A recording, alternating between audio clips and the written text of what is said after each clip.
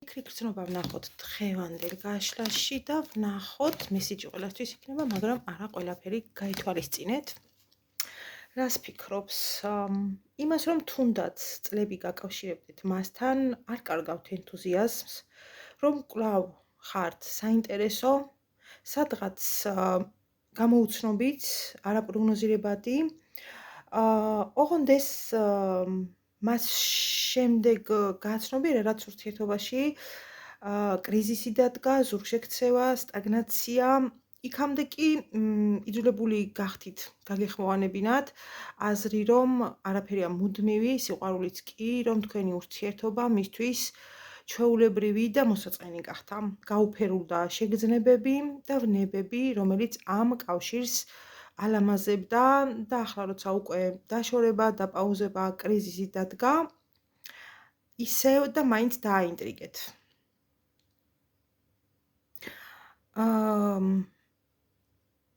არა და არ არის მისი ცნობის მოყვარობის მრავალჯერადად გაღვიძება და დაკმაყოფილება ადვილი. მაშინ რატომ არ მოქმედებს? მიზეზი მარტივია. ისეთი სიტყვები, ფრაზები თქვა, ისეთი ქმედებები ჰქონდა, როგორღა უნდა გადაახტეს ახლა თავის სიამაყეს. ეს წარმოუდგენელია, ასე ხო დამარცხებული იქნება. მას კი გამარჯვებულის სტატუსი უყვარს.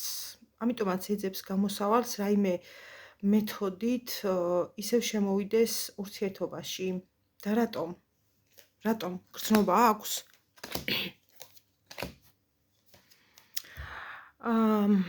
როცა მას მოეწონეთ, ბუნებრივია სურდა თქვენი მოხიბლა, როგორმე მიეპყრო ყურადღება და მაინც რა მიიზიდა. მამაკაცს სჭირდება ხიფათი და თამაში. ქალი კი სჭირდება როგორც სახიფათო სათამაშო. ეს მე არ მithქვას, ნიცშემ თქვა ეს სიტყვები და აი მოტივიც თქვენ ამოგიღოთ მიზანში, როგორც სახიფათო სათამაშო, ადრენალინით, აკრძალული ხილივით, რაც გინდათ ის უწოდეთ, მაგრამ ეს ნამდვილად გამოიწვიეთ მასში.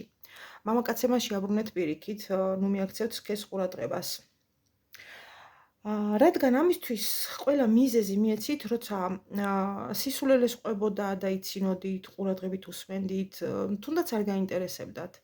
შეგრძნებას უტოვებდით, რომ თითქოს ყველაფერს ეუბნებოდით და მაინც იტოვებდით თქვენთვის რაღაც პირადულს. თუნდაც არაფერი გეთქვათ, სხეულის ენით, თვალებით, მაინც ეკონტაქტებოდით. მის წარმატებაზე შთაბეჭდილებას გამოხატავდით, რაც მის ეგოს სრულად აკმაყოფილებდა და აი ამიტომ გაუჩნდა გრძნობები და ემოციები თქვენს მიმართ. ნამდვილი მოტივაცია მიეცით.